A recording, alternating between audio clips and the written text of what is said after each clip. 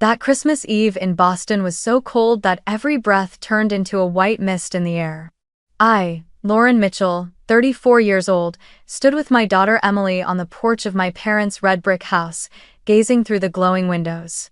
Inside, Christmas music blended with laughter and the clinking of glasses, creating a symphony of joy. But for me, those sounds were only a reminder that my daughter and I did not belong there. The phone in my hand buzzed. My mother's voice came through, smooth but distant. "Honey, there's not enough space this year. Your sister Rachel has her 3 kids, so I hope you understand." I turned to Emily, clutching tightly the 2 red-wrapped gifts she had carefully folded with her small hands. Her eyes sparkled as if waiting for a miracle, but before that locked door, miracles never came. I knelt down, stroked her hair, and whispered, "One day, you'll have a place of your own. And when that day comes, the words your grandparents said tonight will be returned."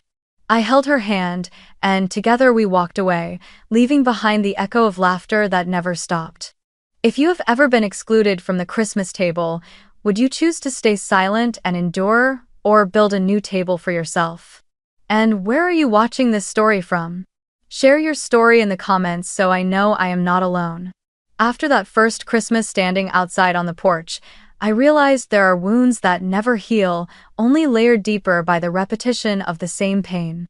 Each winter, Boston dressed itself in a white coat of snow, Christmas lights glowing along Beacon Hill, while in my heart there remained a cut that refused to close. People often say time heals all wounds, but for me, time only turned rejection into routine. The second Christmas after that, Emily and I were invited. But when we stepped inside, every seat around the oak dining table was already taken. My mother, in her sparkling deep red dress, pointed toward a folding chair set up in the corner of the kitchen and said as if it were a normal arrangement, "You can sit here, dear, so Rachel's family can have the main table. The kids need to be comfortable." I forced a smile, but Emily looked around, hesitant, as she saw her cousins of the same age sitting neatly at the long table, with plates of golden roast turkey and creamy mashed potatoes before them. While in front of her there was only a small, lonely table pushed up against the microwave. On the third Christmas, we were pushed down to the basement. The damp smell mixed with the aroma of the feast upstairs, seeping through the cracks in the door, making the air even heavier. Emily was only 6 then, holding the old doll I had saved up to buy for her. In a trembling voice, she asked, "Mom, why can't we sit with everyone else?" My throat tightened. I forced a smile and lied, "It's more fun here, we have our own space." But when I saw the shimmer in her eyes, I knew she didn't believe me. And inside me, waves of shame rose higher and higher, as if I had been stripped bare before my own blood.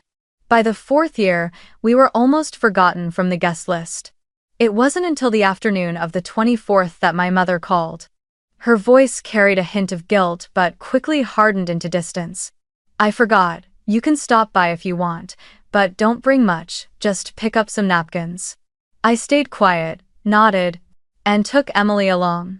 She wore a red dress I had sewn from an old one, stepping into the house with hope of being welcomed. But every gaze turned toward Rachel and her 3 children, dressed in brand new velvet green outfits. Emily sat hugging her knees in the corner of the living room, while I stood behind the kitchen counter, quietly opening the cheap pack of napkins.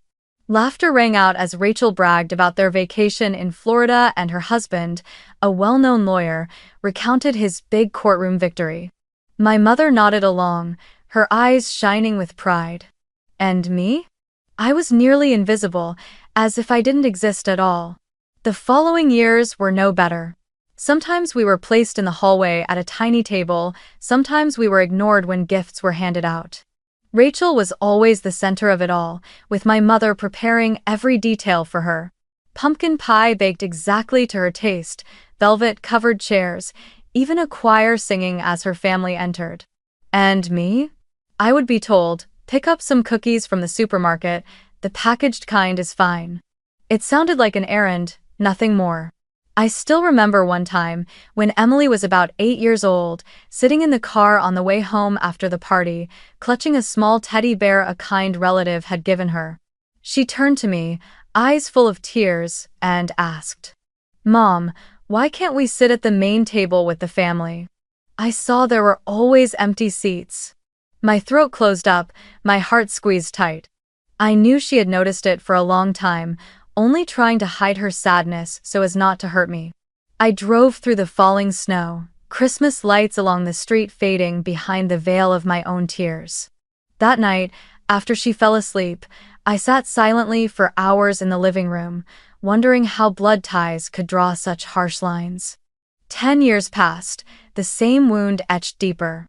Each Christmas, Emily and I were placed in those not enough space spots: the basement, a folding chair, the hallway, or, worst of all, left off the list entirely.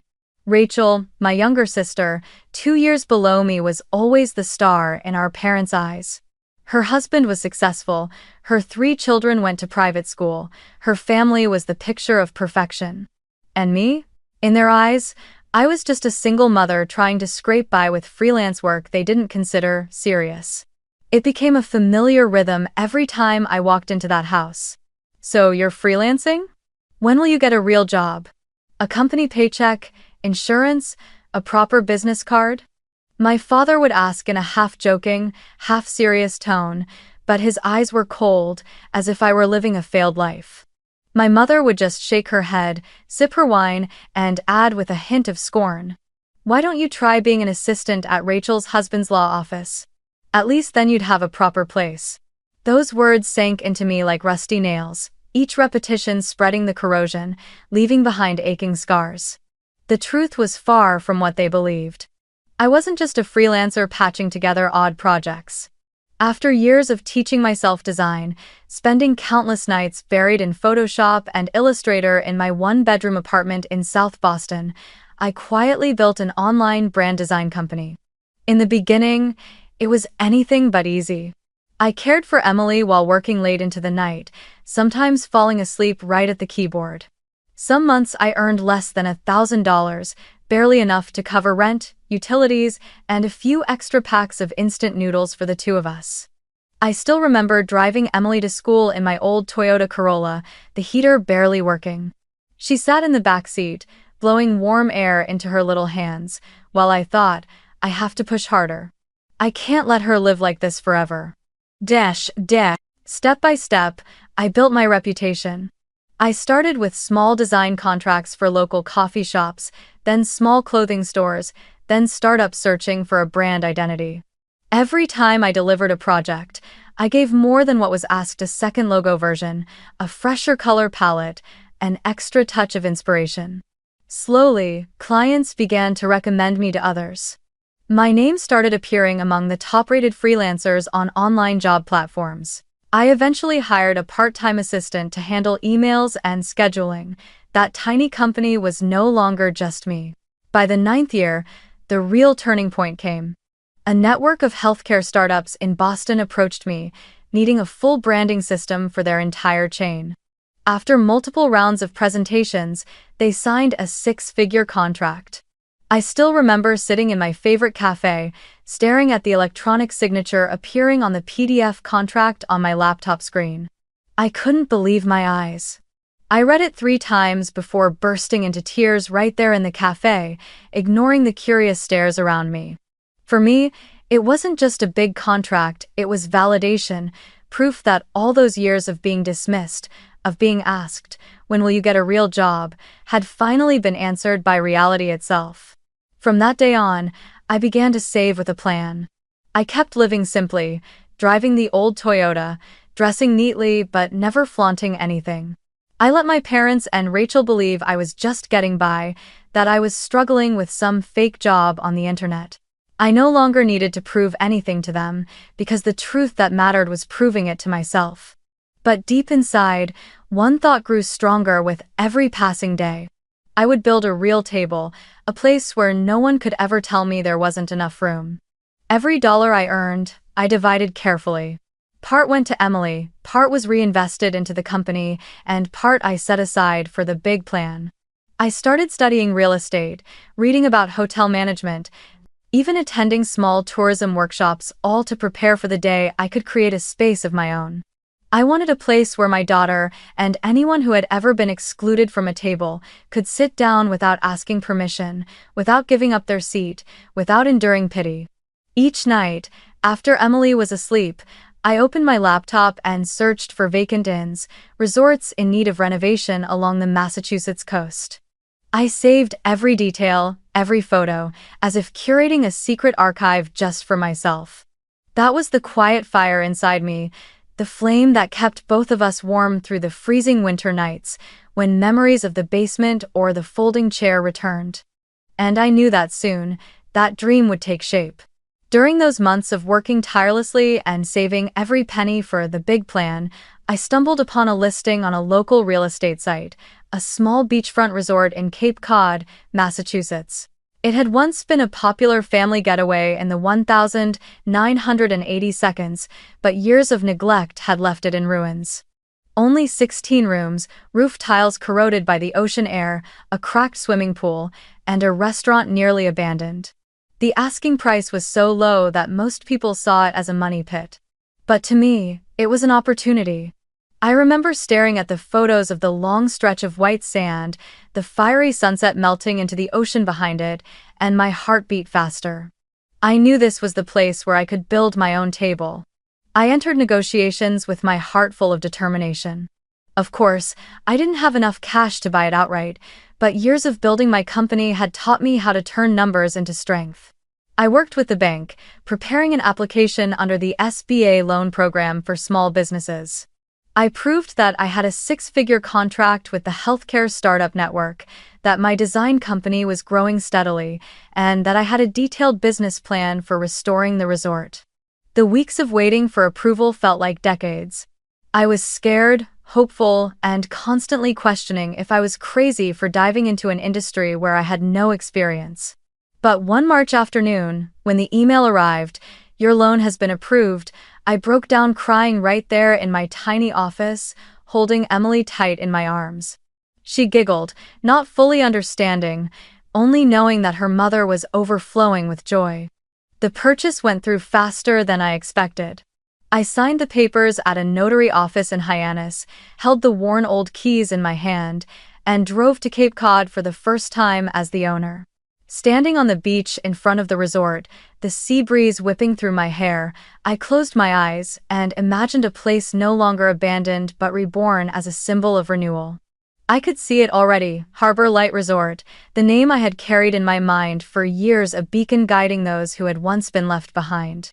The renovation lasted 9 months, filled with sweat, tears, and moments when I thought I might collapse from exhaustion. I hired a team of young, passionate architects and worked with them closely on every detail.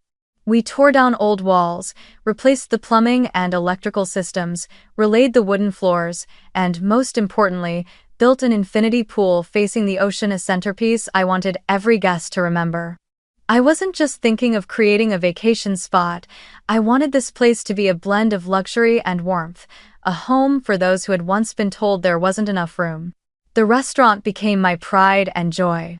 I named it Coastal Christmas, a space that carried the spirit of Christmas year-round, a season that had once been my pain, now transformed into my strength. A towering Christmas tree stood in the center of the lobby, its decorations changing with the seasons but its lights always glowing. The menu offered traditional New England dishes with a touch of international flavor, and, of course, there was always hot chocolate, Emily's favorite. The greatest symbol of the resort stood right in the lobby, a long oak table that could seat up to 20 people. Etched into its surface were the words, "For everyone who was ever told there's no room." Every time I looked at that inscription, I saw the image of Emily and me standing outside in the freezing cold, holding our gifts but never allowed inside. Now, I had turned that pain into an invitation for anyone who had ever felt excluded. Each day of those 9 months of renovation brought me closer to the dream. I woke at 5 in the morning, drove from Boston down to Cape Cod, worked until late at night, and only then returned to our apartment. There were days when exhaustion nearly broke me, when I questioned whether I could carry the weight of it all. But then I would see Emily running across the sand, drawing hearts in the wet shore and shouting, "This is our home." And suddenly, my strength returned. The resort wasn't just a business project, it was the declaration of my life, that my daughter and I would never again be pushed to a folding chair in the kitchen or a cold basement. On the day the work was finally complete, I stood before the front gates, the new sign glowing proudly, Harbor Light Resort. I placed my hand on the letters and whispered, "We did it." In that moment, I knew I had rewritten fate not just for myself, but for everyone who had ever been turned away, for everyone who had ever been told there wasn't enough room. The following July, as the summer sun stretched across the Cape Cod shoreline, I decided to bring Emily to Harbor Light Resort, a place that, for nearly a year, had been nothing but construction dust, rushed lunches among piles of plaster, and weary late-night drives back to Boston. But today was different. The work was complete, everything was ready for our first stay that carried no trace of tears, only freedom and laughter. I remember the exact moment the car stopped in front of the resort gates, the Harbor Light Resort sign gleaming under the golden sundae. Emily leapt from her seat, running straight into the lobby like a little bird finally freed from its cage. She squealed with delight at the sight of the Christmas tree still glowing brightly in the middle of summer, sparkling as if the season had never ended. I opened the door to the beachfront suite for her. It was the room I had poured my heart into designing. Crisp white walls, a balcony opening directly to the ocean, a large bed draped in sea blue linens, and a cozy corner just for children, with shelves of books and toys. Emily froze for a moment, then shouted, "Mom, our room looks just like in the movies." She raced out to the balcony, arms spread wide to catch the sea breeze, her hair flying, her laughter mingling with the sound of the waves. I stood watching, my heart warming as if bathed in sunlight. All the sleepless nights, all the times I was dismissed, all the evenings spent in silence on a folding chair seemed to dissolve in that single moment. In the afternoon, I took Emily down to the private stretch of sand I had hired people to clean, lined with new lounge chairs and big white umbrellas. She kicked off her shoes and ran barefoot across the sand, leaving tiny footprints trailing behind her. I watched as she bent down to draw a giant heart and wrote the word home inside it. When she turned back to me, her eyes sparkled. "Mom, this really is our home now, isn't it?" I choked up and nodded. There was no need to explain further, because we both understood that home wasn't about a roof over our heads but about having a seat, a rightful place in the world. That evening, I took her to the coastal Christmas restaurant. Even in summer, the space was filled with the spirit of Christmas, warm golden lights, wreaths hanging on the walls, and a towering tree in the center of the hall. When the server brought out the hot chocolate cake, Emily's favorite, she practically jumped up with joy.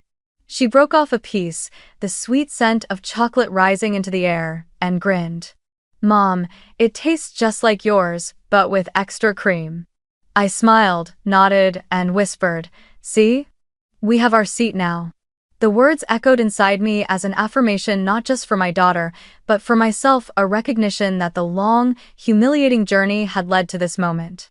As night fell, Emily and I sat together on the suite's balcony, listening to the waves crashing on the shore. She leaned her head on my shoulder and whispered, "Mom, I want us to spend Christmas here this year. We don't need Grandma and Grandpa, we don't need their big table. Just you and me." I held her tight, looking out into the dark expanse of the sea where only the distant lights of fishing boats glimmered. In that moment, I knew. At last, we were no longer the people left standing outside a door, clutching gifts with no seat at the table.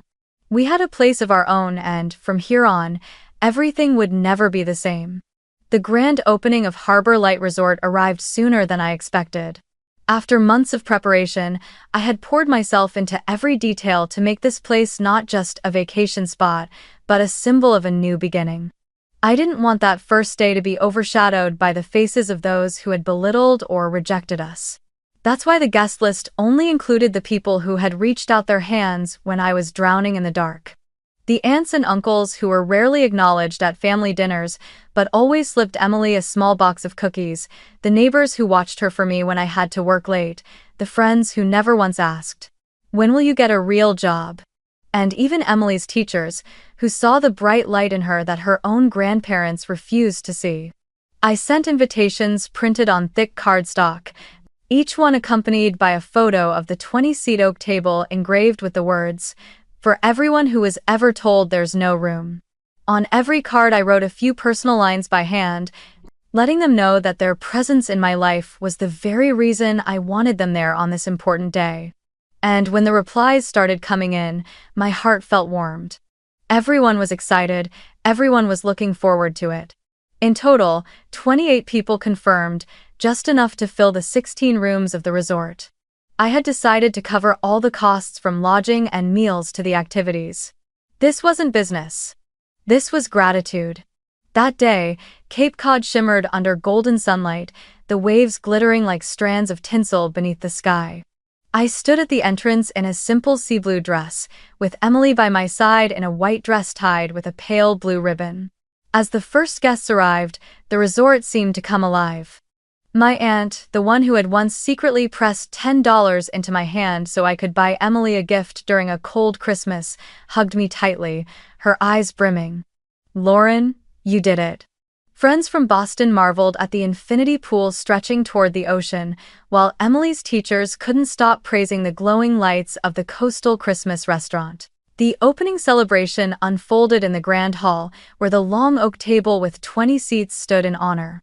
As everyone took their places, laughter and conversation filled the air, but this time, unlike all the holidays before, Emily and I sat at the very center. No one was crammed into a basement, no one balanced on a folding chair, and no one was told to give up their place for some star. I watched my daughter beam with joy as she sat beside her best friend, as her teacher placed a piece of grilled fish on her plate, and my heart swelled until it nearly burst. I rose to my feet, lifted my glass, my voice catching. Today is not only the opening of a resort. It is the day I want to thank those who once made Emily and me feel like we had a place in this world. Not everyone ever said that to us, but you did. And this Harbor Light Resort will always be open to anyone who was ever told there's no room. For a moment the hall fell silent, then applause erupted, rising and echoing through the room, blending with Emily's laughter until I nearly broke down in tears. That evening, as fireworks lit up the sky from the beach I had rented to surprise everyone, I saw Emily standing close by, her eyes glowing. She whispered, "Mom, I've never seen Christmas come in the summer, but I like it so much better this way. Here, I'm not forgotten." I held her tight, gazing up at the brilliant sky, knowing I had rewritten her memories. Memories of a table where she always had a seat, a table where love triumphed over neglect. What struck me most was that, throughout the entire day, not a single person mentioned my parents or Rachel. They weren't there, and I hadn't invited them. There were no sharp remarks, no bitter comparisons, no moments where we were pushed to the margins. And that absence made the celebration feel complete. I realized that sometimes, to truly find joy, you have to be brave enough to remove the faces that caused your pain. And in that moment, I felt no regret. When the guests departed, leaving the resort still echoing with laughter, Emily and I walked along the shoreline, our footprints pressed into the wet sand. She held my hand tightly and looked up. "Mom, can we invite them again next time? I love seeing everyone so happy." I nodded, tears blurring my vision with joy. That night, I knew Harbor Light was no longer just my dream. It was a place that could bring laughter to everyone who had ever been turned away. And that was the greatest victory of my life. 2 weeks after the grand opening, while the echoes of laughter and the congratulations from friends still lingered in my mind, I received a phone call from my mother. The number flashing on the screen made my chest tighten, as though an invisible thread was pulling me back to every cold Christmas of the past. I hesitated for a few seconds, but in the end, I picked up. My mother's voice came through, equal parts eager and doubtful. "Lauren, I just heard from your cousin Benjamin. You have a resort? I can't believe it. You buying a resort?" I let out a dry laugh, leaning back in my chair as my eyes drifted toward the window, where the waves rose and fell. "Believe it or not, that's up to you." On the other end, I heard her falter, followed by a sigh tinged with irritation. "You didn't say a word to anyone. I'm your mother. How could you let outsiders tell me first?" I bit my lip as that familiar sting of unreasonable blame washed over me. Before I could answer, Rachel's voice cut in, sharp as a knife to the chest. You really are selfish, opening a resort and not even inviting family. Are you trying to tear us all apart? I closed my eyes, drew a long breath, and replied steadily. Rachel, it was family that tore me apart first for 10 years. Weren't you and Mom and Dad the ones who left Emily and me in the basement, on folding chairs, or sometimes didn't bother inviting us at all? A heavy silence followed. I heard my mother inhale as if to interrupt, but I pressed on, my voice firmer now. Do you remember the email I sent in the 6th year? I offered to chip in money to rent extra tables or even book a nearby hotel room just so Emily could sit with everyone. I wrote it clearly, but you never replied. And that year, we were sent back to the basement again. On the line came the sound of her harsh breathing, then her voice, low and halting. I was busy. The email must have gotten lost. Rachel let out a mocking laugh. You're always playing the victim. Mom and Dad did their best for everyone, but all you ever do is complain. This resort is just your way of showing off. I pressed my lips together, then answered calmly. If I wanted to show off, I would have done it the day I signed a 6-figure contract, or the day I bought this resort, but I didn't. I built Harbor Light not to prove anything to you or anyone else, but so Emily and the people who deserve it will always have a place at the table. Something that never existed in our house. I heard my mother sigh, her voice shrinking. Honey, I never thought things would turn out this way. I just wanted everyone to be happy. I cut in.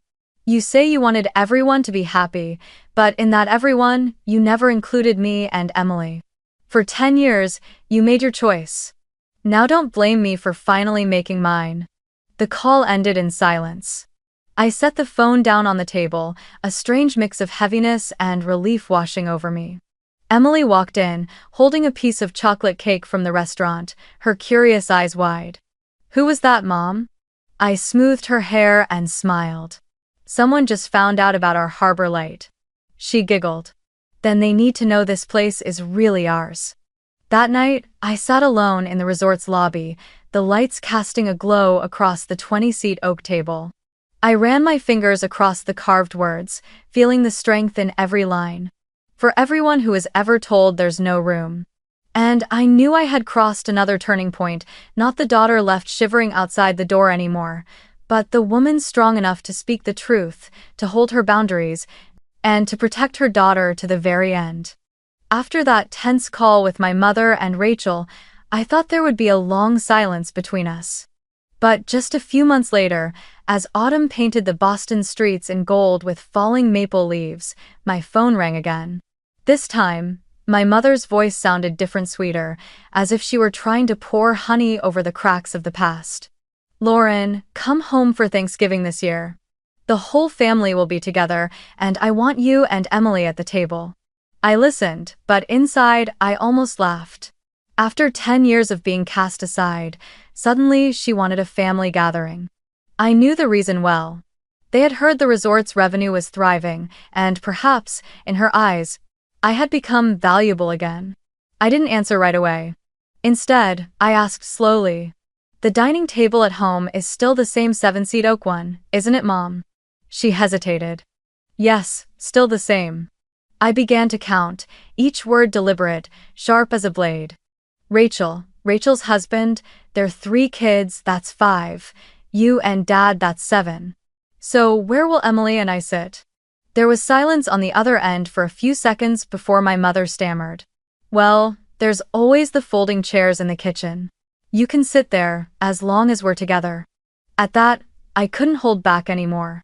My voice was cold as the first winter wind. Mom, after 10 years, you still don't understand, do you? I will not bring my daughter just to sit on folding chairs in the kitchen ever again. I hung up, leaving her faint voice calling my name to fade into the emptiness. Instead of returning to that old house with its leftover chairs shuffled around for whoever was deemed less important, I decided to host a true Thanksgiving at Harbor Light Resort. I sent invitations to everyone who had once been left on the sidelines at family gatherings. Aunt Susan always looked down on because of her divorce. Uncle Martin constantly compared to Thomas, the kind neighbors who had watched Emily when I was stuck in meetings, and the friends and colleagues who had stood by me through every hard mile. I wanted this year's table to be different. No more dividing seats, no more judging eyes, only laughter and respect. When the holiday arrived, the resort glowed in the golden colors of autumn leaves. I prepared a feast fit for the occasion. Crisp roasted turkey, creamy mashed potatoes, deep red cranberry sauce, and fragrant pumpkin pie fresh from the oven. Coastal Christmas sparkled with lights, and the 20-seat oak table was adorned with fresh flowers and glowing candles. As guests arrived, I could see the wonder in their eyes. Many of them had never once been seated at the main table in their lives. Emily darted about, happily guiding each person to their place, like a proud little hostess. When everyone was seated, I looked around. 28 faces shining, laughter flowing through the air like music. I saw Aunt Susan raise a glass without anyone interrupting her, Uncle Martin telling stories freely without mockery. And there, at the very center of the table, under the soft glow of candlelight, Emily sat beside me, her eyes brimming with happiness. She grinned wide as she picked up the first piece of turkey, her bright gaze reflecting the lights above. I whispered to her, "Do you see? This is where we truly belong. For the first time, you're at the main table, surrounded by light and laughter." Emily nodded, her lips smudged with cranberry sauce, but her smile outshone every light in the room. After the feast, everyone gathered for photos beside the Christmas tree. The pictures flooded social media, the group laughing around the long table, confetti bursting in the air, voices singing Happy Thanksgiving echoing through the hall. But in every single photo, there was no sign of my parents or Rachel. And their absence quickly became the subject of whispers. Old friends, neighbors, even distant acquaintances of my family began to ask, why weren't Patricia and Thomas there? Why weren't they invited when their entire extended family was? The rumors spread quickly, like ocean winds scattering golden leaves across the streets of Cape Cod. My family had once been praised as the perfect image, a successful couple, 2 daughters, a picture of completeness. But after this Thanksgiving, that polished surface began to crack. As the joyful photos spread online, people saw the truth more clearly, that this model family had excluded their eldest daughter and granddaughter for 10 long years. All the favoritism they had tried to hide was now laid bare under the lights of Harbor Light Resort. That evening, after saying goodbye to the guests, Emily and I walked the beach again. The waves lapped against the shore like a gentle lullaby. She held my hand and asked innocently, "Mom, can we do it here again next year? I want everyone to sit together at the same table like today." I squeezed her hand, my eyes blurring with happiness. I knew then that this Thanksgiving wasn't just a dinner, it was a milestone. For the first time in her life, Emily sat at the main table, and I no longer had to bow my head to a folding chair. I looked up at the star-filled night sky and told myself, I had done what, 10 years ago, I only dared whisper on the porch. I had built my own table, and this time it was wide enough, bright enough, that no one would ever again hear the words, "There's no room." The next time I saw my family after that Thanksgiving was at my cousin's wedding, held in a grand hotel in New York where crystal lights glittered from chandeliers and classical music filled the ballroom. From the moment I received the invitation, I suspected it would be the occasion where we'd all be forced to face each other after everything that had happened. But I never imagined this seating arrangement would become living proof of just how much had changed. When I entered the hall, an usher guided me directly to the main table where the bride, groom, and the most honored guests sat. Right beside them, seats for Emily and me were already prepared, draped in crisp white linens, with fresh flowers arranged in crystal vases. I glanced around, and within minutes I spotted my parents and Rachel with her family awkwardly searching for their seats. They hadn't been placed at the main table at all, but off to the side, near the entrance where waitstaff came and went constantly. Rachel's eyes flashed with anger when she saw me seated at the center, smiling calmly. I could almost hear her screaming inside, why me, the one they had dismissed for 10 years was now being honored, while they were pushed to the margins. The party drifted on under soft music and a chorus of blessings. I chatted with the bride and groom, raised my glass with relatives, and watched Emily running about with the other children, her eyes shining with happiness. But, across the hall, I kept catching Rachel's furious stare. The red wine had flushed her cheeks, but the bitterness was etched into every strained smile. Midway through the evening, Rachel suddenly stood up and staggered toward me. Under the curious eyes of a few guests, she grabbed my arm and pulled me out of the ballroom into a quiet corridor. The smell of alcohol clung to her, her voice unsteady. "Who do you think you are? Sitting at the main table while Mom, Dad, and I are treated like outsiders. You're taking revenge on us, aren't you?" I looked straight into her eyes, my voice steady.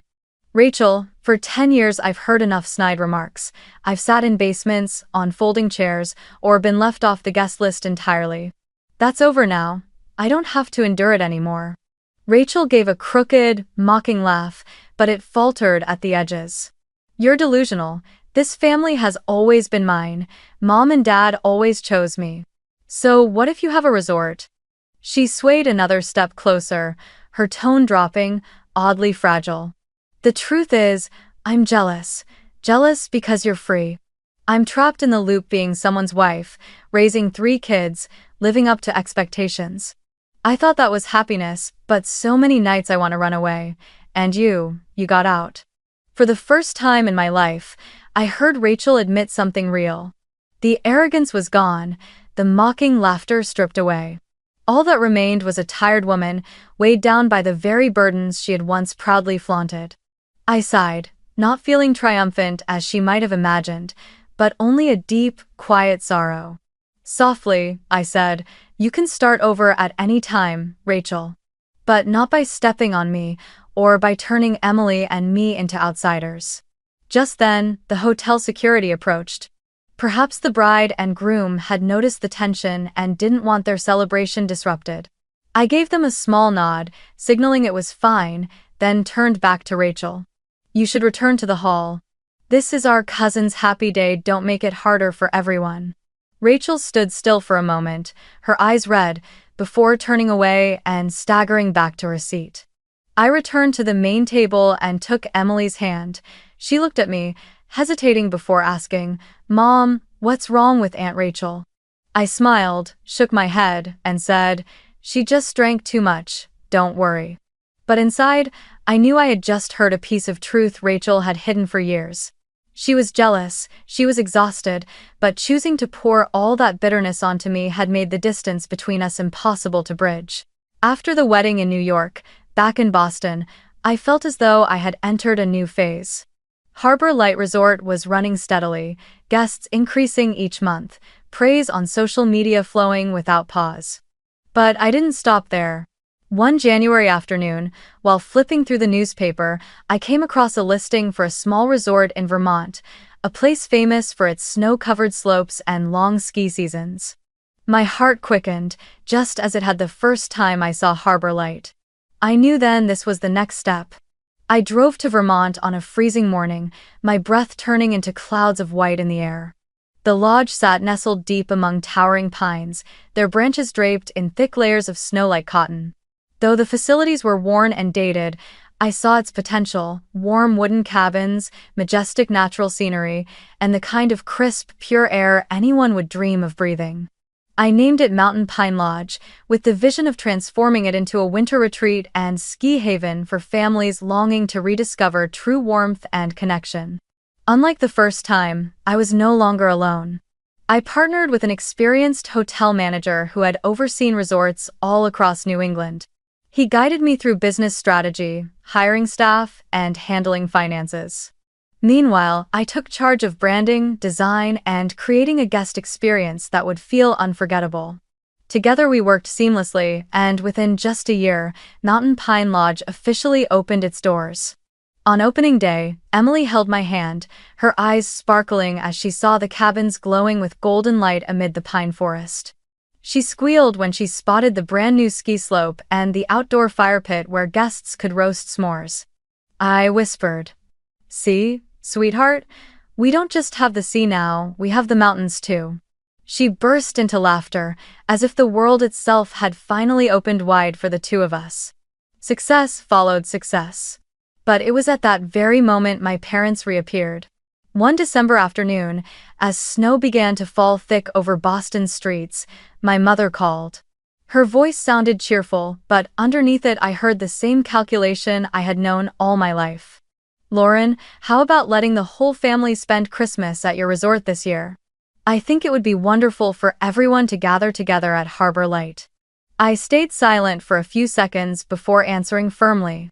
"The resort is fully booked, Mom. And I will not cancel paying guests just to fix mistakes you still refuse to admit." On the other end, silence hung heavy. Then her tone sharpened, just like it had so many times when I was a child. "What more do you want? An apology? Fine.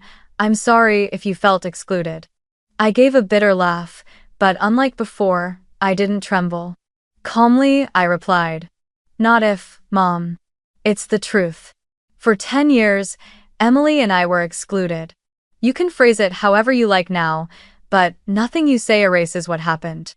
She went quiet again, then tried to soften her voice. "I just want the family together, Lauren. We're still family, aren't we?" I cut in, my voice steady and unyielding.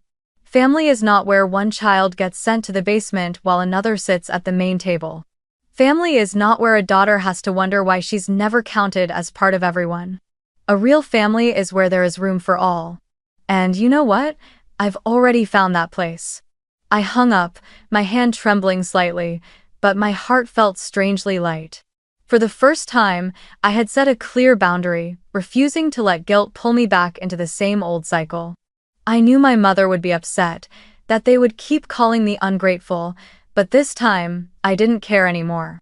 I had 2 resorts running, a design company that was growing stronger by the day, and a daughter who was thriving happily by my side. I didn't need a half-hearted apology to confirm my worth.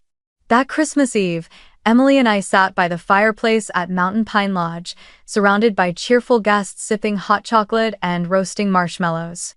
Laughter filled the room, and for the first time, I felt it deep in my bones. Family could be chosen, not just inherited by blood. I looked at Emily, watching her confidently introduce herself as the daughter of the resort owner, and my heart swelled with pride. When the clock struck midnight, I stepped out onto the balcony, watching the snow sparkle under the lights. The question still echoed in my mind. Would my mother ever truly understand? But then I reminded myself, it no longer mattered. What mattered was that I had learned to hold my boundaries, to protect my daughter, and to be strong enough to walk away from a table that never had a seat for me. And yet, after that call with my mother, I realized there was still a wound inside me that had never fully healed.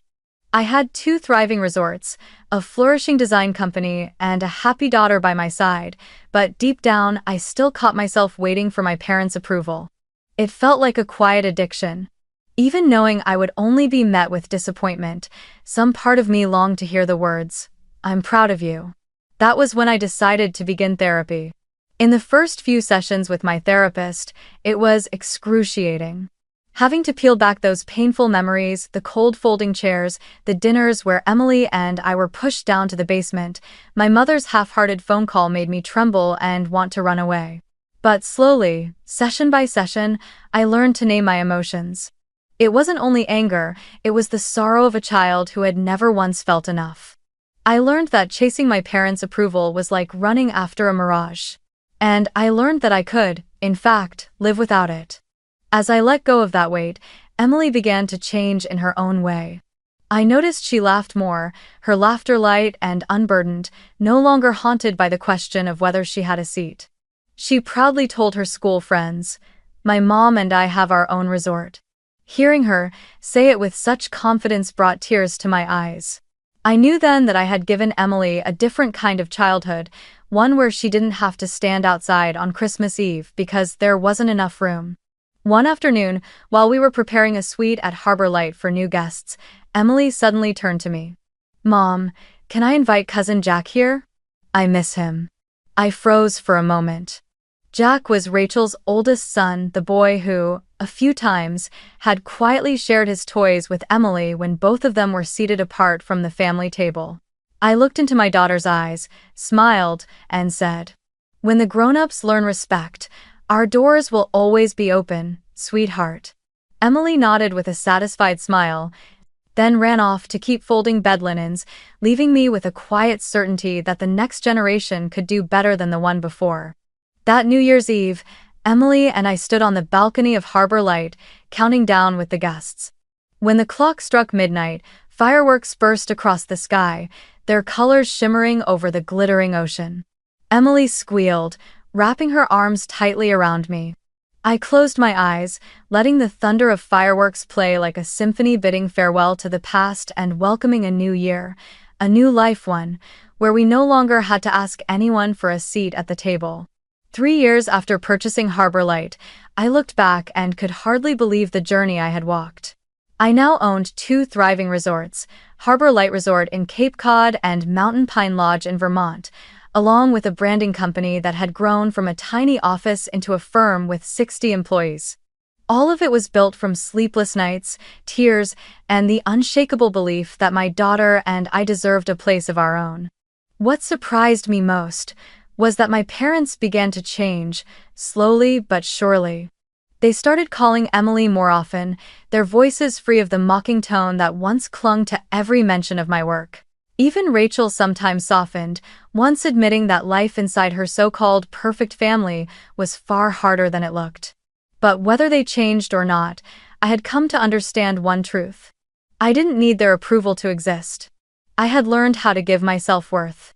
One evening, as I sat alone in the lobby of Harbor Light, I placed my hand gently on the long oak table with 20 seats and whispered, "If someone ever tells you there's no room, build your own table. And if you must, build another. No one has the right to decide your worth." Those words weren't only a reminder for myself, but for anyone who has ever been pushed to the margins, who has ever heard the cold phrase, "no room" within their own home.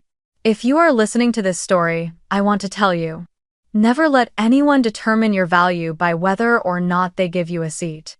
I spent 10 years on the sidelines, haunted by the words, "no room." But the moment I stopped waiting for their approval and began building my own table, my life changed. You can do the same. If a place does not honor you, walk away with courage. If someone tries to make you small, prove through your actions that you are big enough to write your own story. Remember, the light you seek does not live in someone else's eyes, but in the brave steps you take yourself.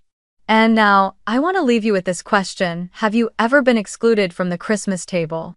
If you have, share it with me. And tell me, where are you listening to this story from?